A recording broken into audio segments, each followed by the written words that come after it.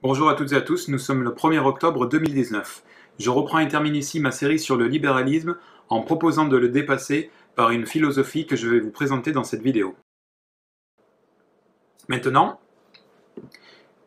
la philosophie que je propose, l'idée que je propose, la réflexion que je propose, c'est de passer de cette étape du libéralisme qui était une étape nécessaire mais transitoire vers une autre étape, peut-être elle aussi transitoire, que je vais qualifier de post-libéralisme et que je vais expliquer comme ceci.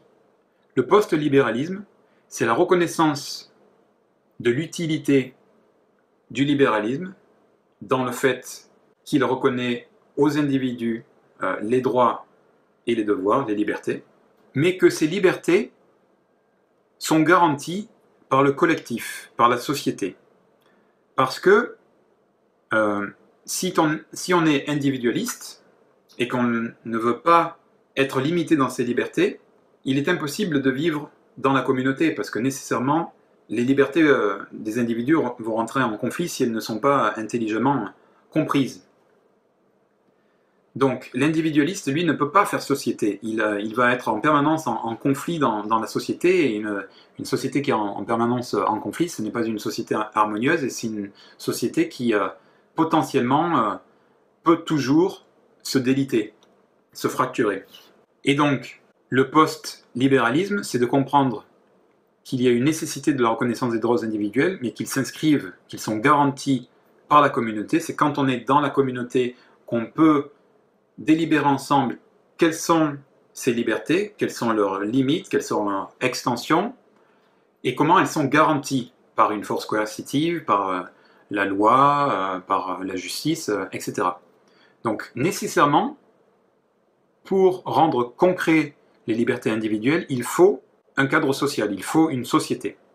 Et donc c'est ça le post-libéralisme.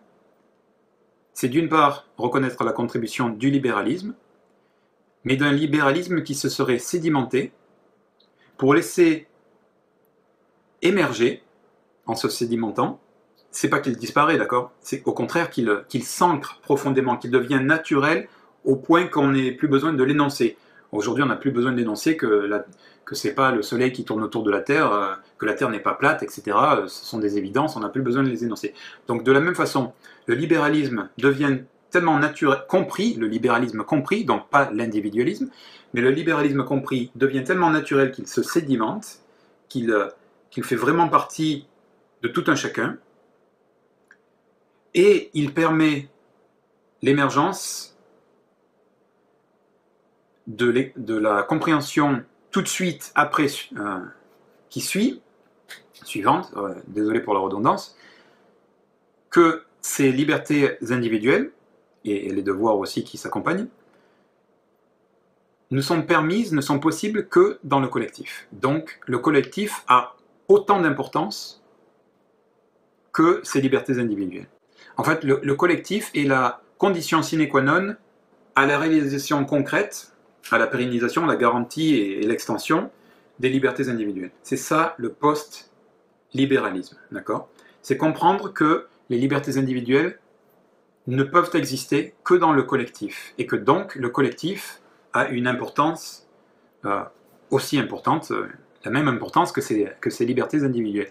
Et que donc, une fois ceci compris, c'est dans ce collectif que s'inscrivent ces libertés individuelles qu'il faut réfléchir, c'est dans ce cadre, dans cette logique du collectif qu'il faut envisager les libertés individuelles, les réfléchir, les définir, les étendre, les cadrer nécessairement, etc. C'est ça le post-libéralisme que je propose. Comme d'habitude, vos commentaires, vos critiques constructives, vos idées, vos solutions, votre participation est toujours la bienvenue.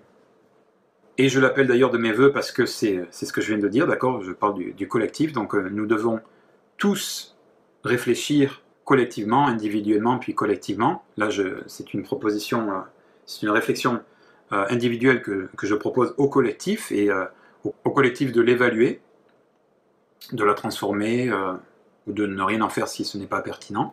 Voilà, donc n'hésitez pas à rentrer en contact en contact par commentaire ou plus si vous voulez avec moi. Je suis toujours preneur. Et puis comme d'habitude, je vais terminer cette vidéo par le triptyque républicain, liberté, égalité, fraternité, vive la France.